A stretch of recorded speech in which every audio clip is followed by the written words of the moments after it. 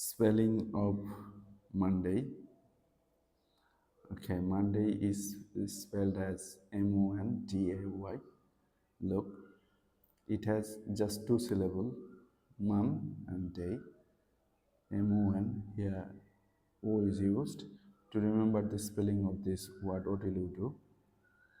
Look here. You need to break it out into two parts, man plus day. Man sounds like mom, right? You can say like this, mom's day. From mom's day, you can easily write Monday.